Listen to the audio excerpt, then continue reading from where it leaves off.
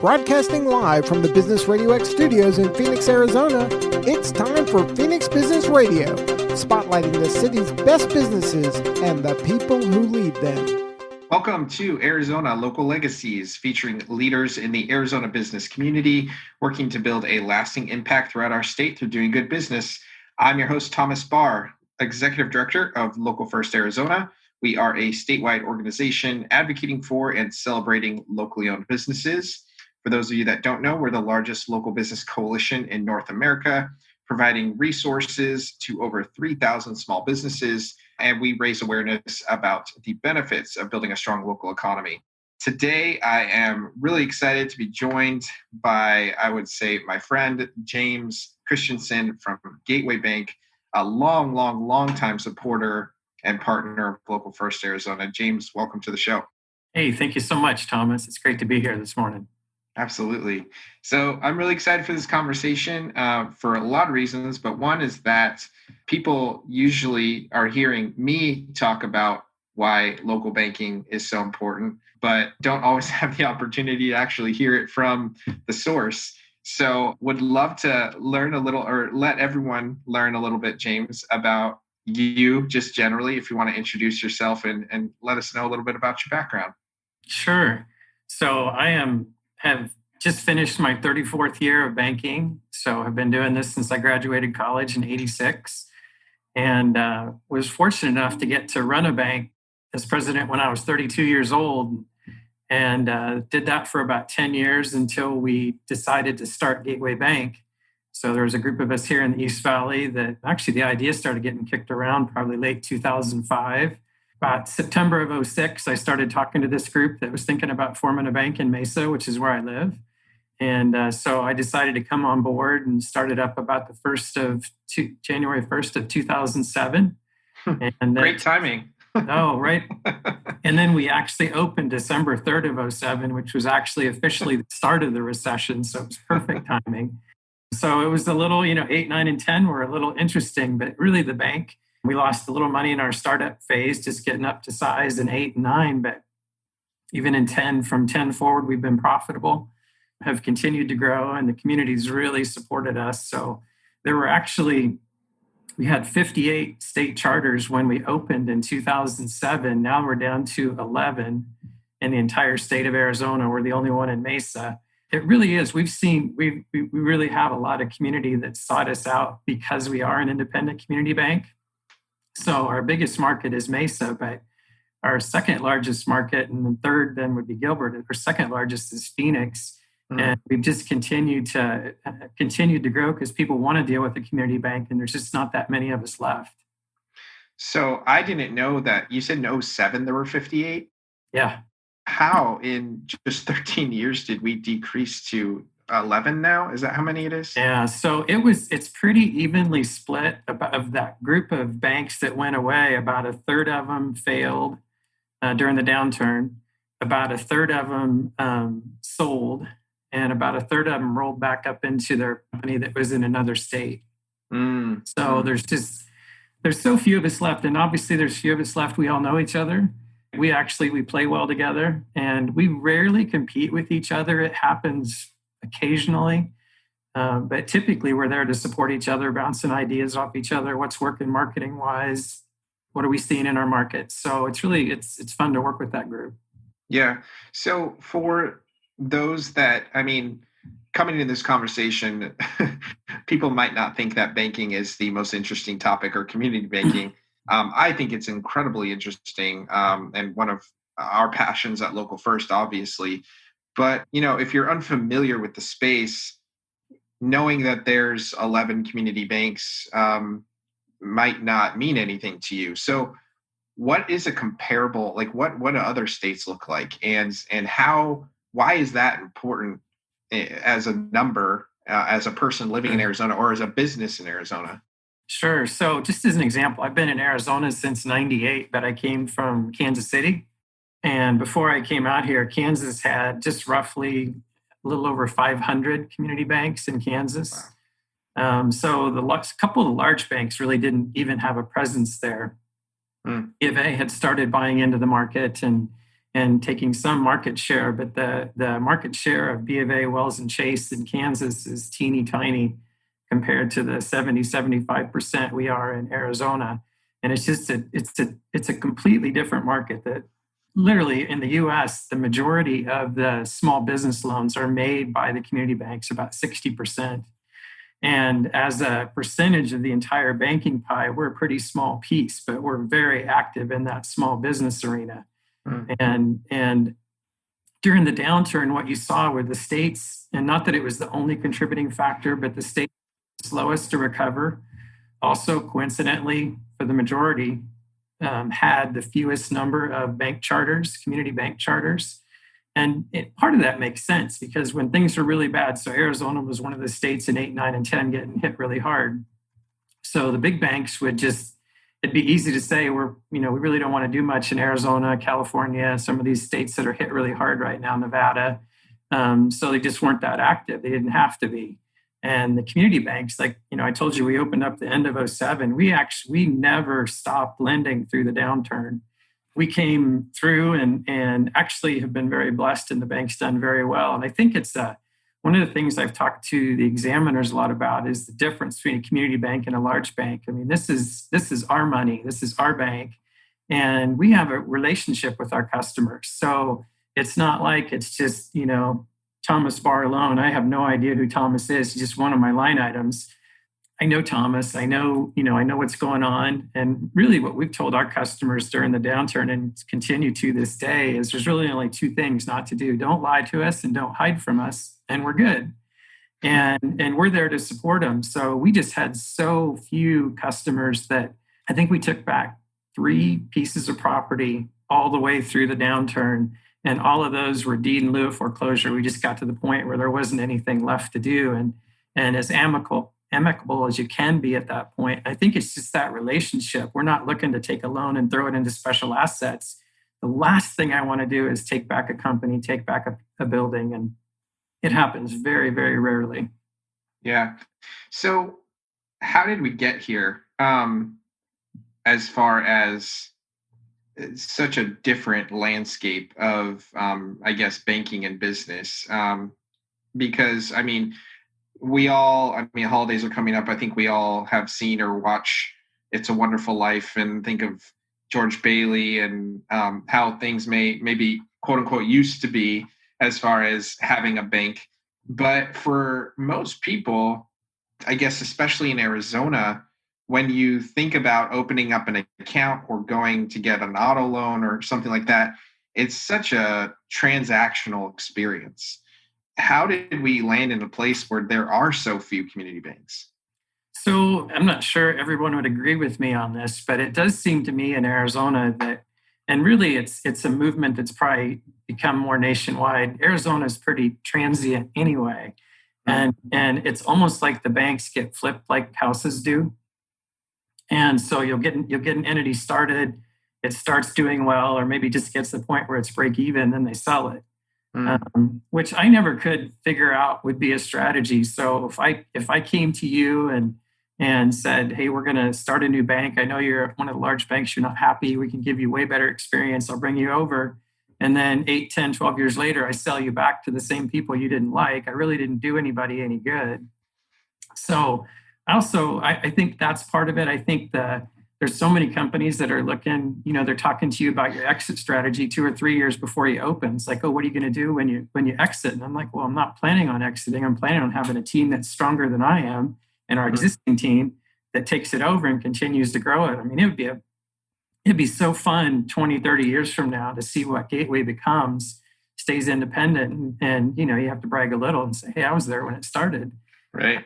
And I think it's just, our team's involved in the community. We all live here, work here, play here, and we're invested, and we all sit on various boards in the community. I just think the community banks are so connected to their community. We know our markets so well. And even during that horrible downturn, the community banks really, overall, the ones that are really tied locally, I think fared well. They had enough capital. They knew what they were doing. And honestly, when you know your customer, when we know them and they know us, they'll do anything to make sure it doesn't fail. We'll do anything with them to make sure it doesn't fail. So it's just a really deep connection. Yeah, yeah, and you talk about the economic downfall of the Great Recession, and now we're in the midst of another, economic crisis where we're actually, what I've witnessed and what we've seen and what we've, heard and seen in national stories is without the community banks, the small business community would have been just completely left behind in receiving necessary funding. I mean, I was on the phone, I'm sure you were, with countless businesses who maybe, I mean, from my perspective, it was people that were actually had banked with Wells Fargo, B of A, Chase for years, some decades, and it just exposed that they were just a number. They were literally just a number in line waiting to get access to the Paycheck Protection Program funding. And it was the community banks that stood up and, worked nights, worked weekends, knew their businesses so well that they were able to help them swiftly. What was that experience like for Gateway? Scary. So it was, we had folks in loan operations and lenders that were staying here until midnight, coming in at 5 a.m, trying to get things processed. The first block of money went really, really fast. So we through the whole process, all of our clients that banked at Gateway that wanted a PPP loan got a PPP loan. We did, and that's who we tried to service through first. But then after that first block of money went so fast, a lot of the smaller customers at B of A, Wells, and Chase didn't get in on that first block of money and panicked before they freed up more money. And in that process, we picked up quite a few new customers.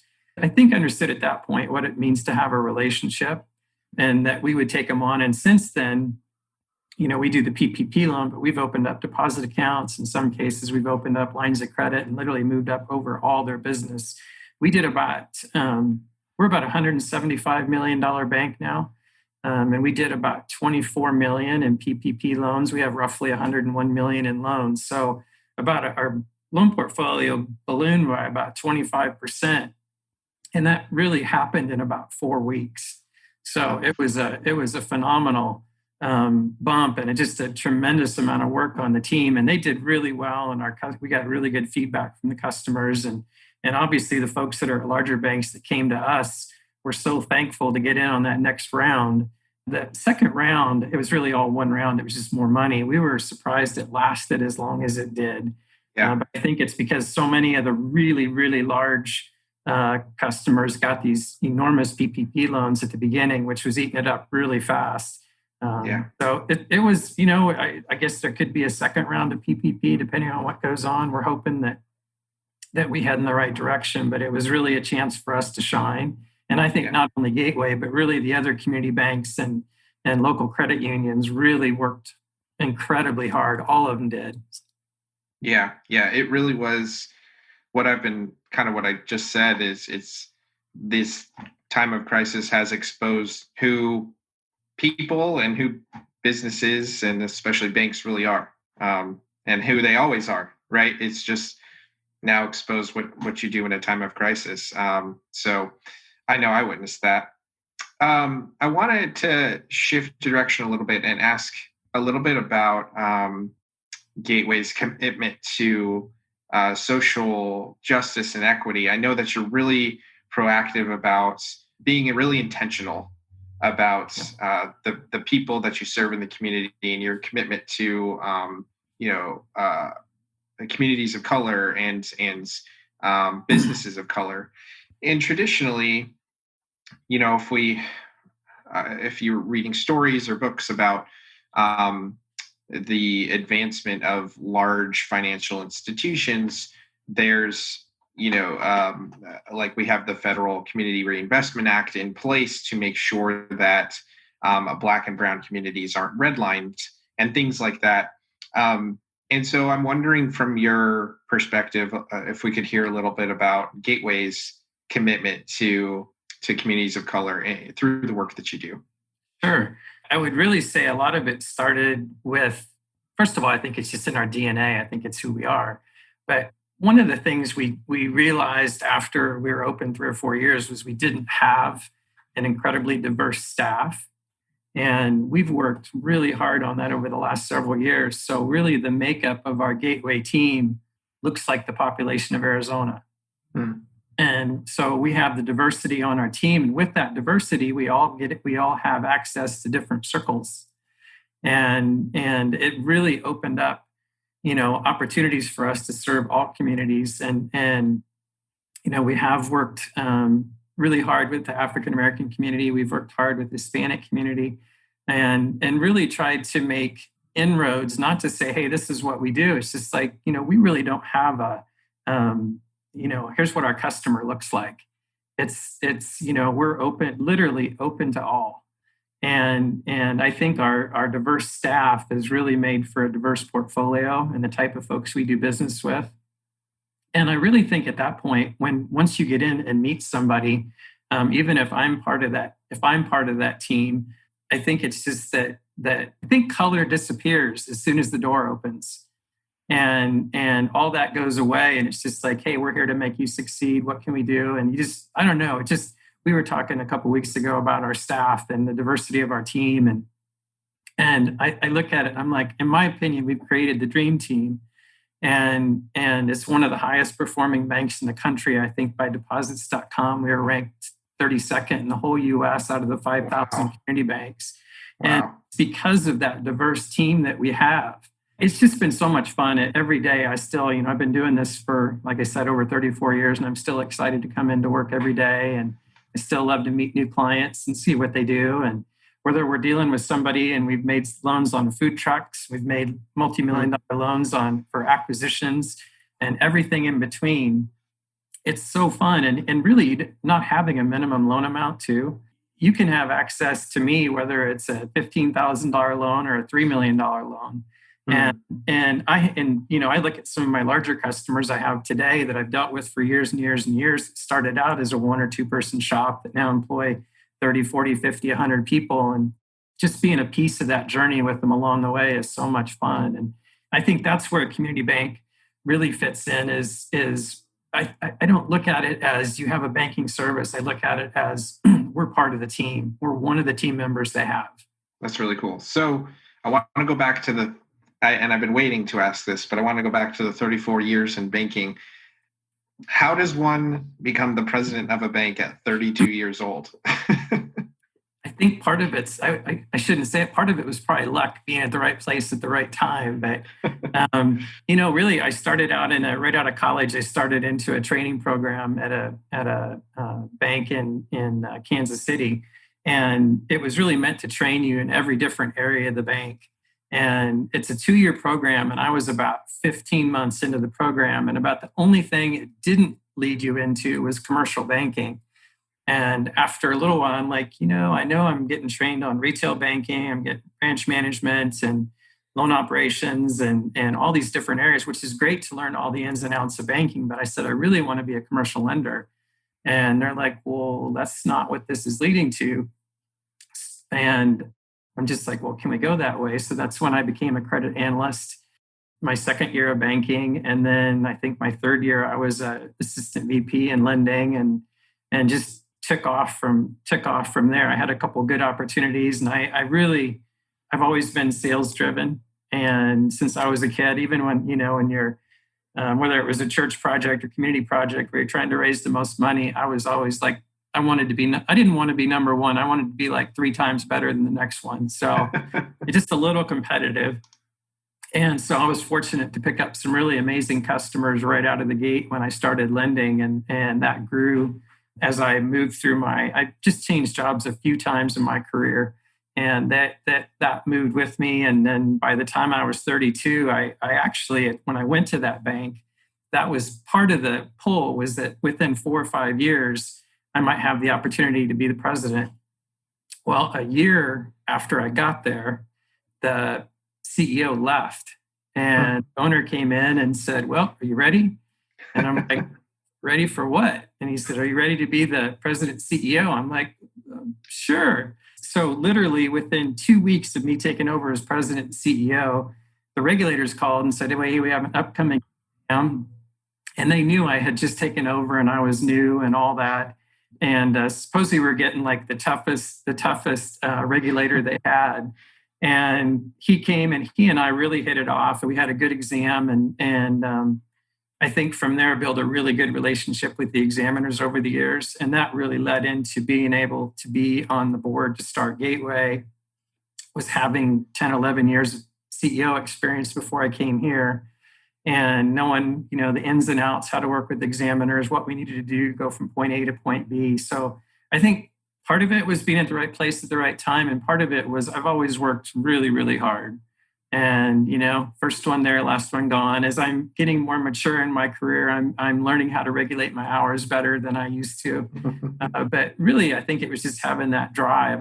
I've my other friends that have become CEOs, we talk about the people that we started in banking with, and some that got to that level and some that didn't.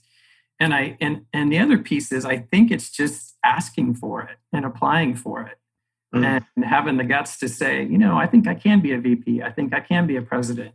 And they're like, well, give it a shot. And what you do in that period is you throw away your security blanket. And I was always willing to throw away my security blanket. And I think that allowed for the progression through banking, and some really great opportunities led into Gateway. Cool. That's incredible, James. So what would you say, how difficult is it to start a bank today, or let's say even a credit union? Somebody like me who's unfamiliar with that, area, I would think you need to have a lot of experience and need to have a lot of money. What does it really take? Well, so just to give you so when we opened, you had to, in 2007, we had to raise at least 10 million in capital. And so we were allowed to raise we had a range, and we could raise up to 12,165,000, which we did. And, we raised our capital in less than a month, and we actually oversubscribed it and had to pull down. So that's one of, really the magic to open a new bank is you have to have the ability to raise the capital. And today the minimum would be 15 million. So you have to have that ability. You have to have the ability to put together a really diverse board that has touches in all different parts of the community, and then put together a really solid management team. And I think, that's the magic. And if you can do those three things, but then like we've talked before, you look at it, we're in a state where right now we have 11 community bank CEOs in the entire state of Arizona. So when there's 4 or 5 banks in formation now that have been for quite some time. And, as you can imagine, most of us probably get called at one point or another and said, hey, would you be willing? I'm like, no, this is my bank. And really the other CEOs feel the same way. That's their bank. They're invested in it. So it's hard to pull us away to do that. So the banks that have been in formation, the difficulty is they've had to typically hire people from out of state that have never been in Arizona. Not that you can't learn Arizona, you just don't have the roots, you don't have the connections yet, and it's a little more difficult. We're the last bank that's opened up in Arizona, and which is 2007. And if I remember right, there's only 1 or 2 banks in Arizona that are, of those 11, that are older than started before the year 2000. Oh, wow. So the community banking market in Arizona is young. I'd say right now, it's really difficult, especially with the pandemic and everything right now. I think people are those that are getting close, I think it's been difficult. So the investment in a bank, so you invest this $15 million. So what should you expect? Well, the first, you're going to lose probably 1 to 2.5 million before you even open. And then you're probably going to lose money for a couple of years. So you have to be willing to lose $3 or $4 million before you start building back up and making money. So it's going to be several years before you get a dividend and you start seeing a return on that money. That's a tough one for some folks. I still think banks are a really good investment. If you think you have the right management team and the right board, it will do well. And they have capital. The banks right now are well capitalized in Arizona. They're in good shape. We have some really good management, some longtime CEOs. But we're going to start seeing some transition here in the next 5 years, I think. And that's where I'm hopeful that most of the community banks that are left will stay independent in some fashion or another. It's just, I don't know, they're in Mesa, we get asked to be a part of about everything, and we should. We're the hometown bank. And so the opportunity for charitable giving or supporting different things, like last month, was Suicide Awareness Month, and it was the state campaign for Only Humans. So Gateway was one of the sponsors, and we were so proud to do that. It was just, man, they do an amazing job. And, some of the things we sponsor, you'll see some immediate return. And as far as leads for loans, deposits, but a lot of what we do in the community too is just because it's the right thing to do. And people see that and they're like, wow, Gateway's been here 13, 14 years. They put their money where their mouth is. And I think, the other community banks can pretty much have that same brag in whatever fields they're involved in. Yeah, absolutely. So I want to touch on statistics really quickly before we get to the end of the show. So from what I know is in 2013, 2014, when I was joining Local First, the FDIC reported 97% of Arizona deposits were in out-of-state banks. And since then, that has moved in the right direction. So when we looked at the numbers in 2019, which I believe came out in September or October at that time, it was at 91.75%. So the community banks grew and the deposits in out-of-state banks, the larger banks, shrunk. Based on your experience in March, April, May through the PPP process and actually seeing some growth there, and assuming the other community banks did too, where do you think we're gonna be when we see this year's numbers? And maybe this year's numbers already.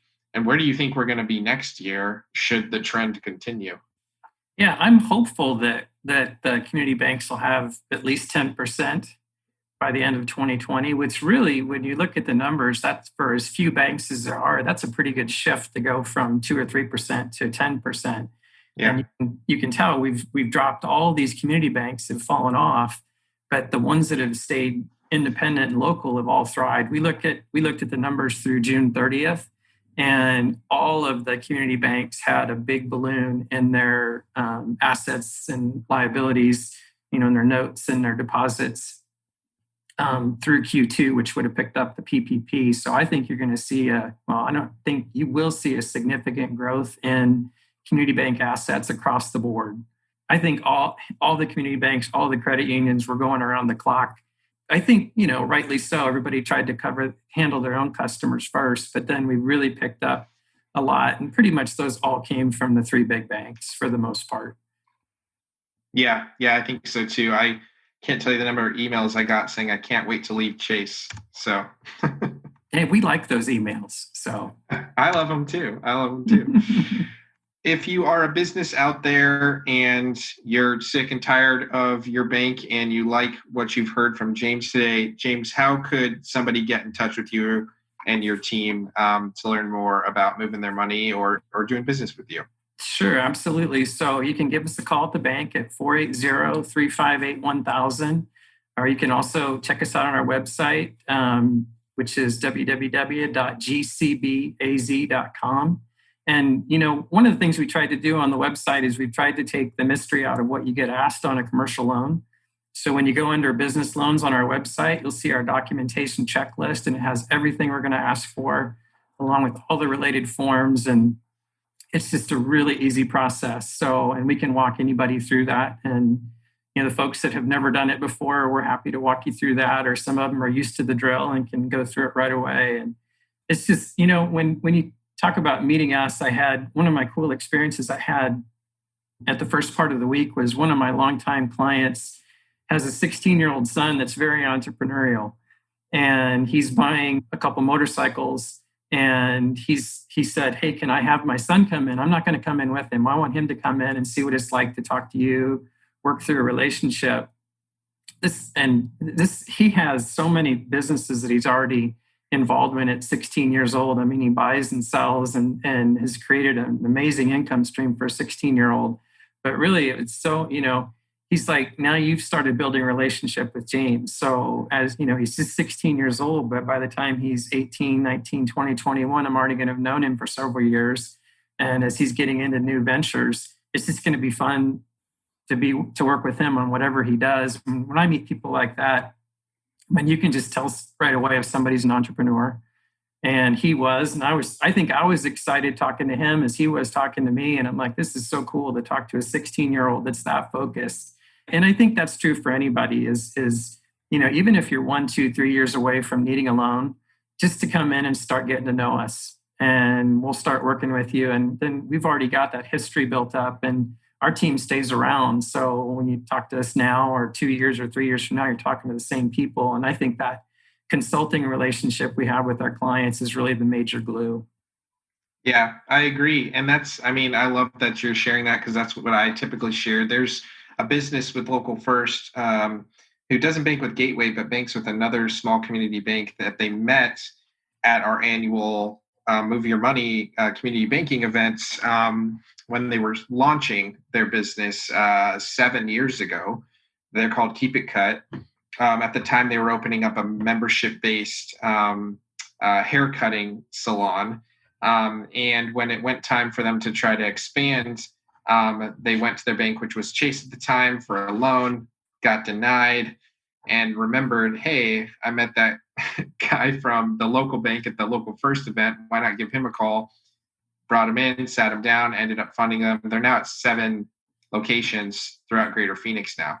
And it's just like, that's the magic of community banking. I know they have a location about 2 miles from where I live that's been around for maybe a year and a half or so. And it's when I saw that go in, I'm like, it's really cool. So yeah. Well, thanks so much, James. A pleasure having you here today. We hope that everyone listening was inspired today by listening to a leader working to leave a legacy in Arizona. We'd like to thank our sponsor, Phoenix Business RadioX, for hosting us, and all of our legacy partners at Local First, including Gateway Bank. This is Thomas Barr from Local First Arizona, reminding you that if we want to build a better state, we need to connect deeply with the local businesses that make us proud to call this place our home.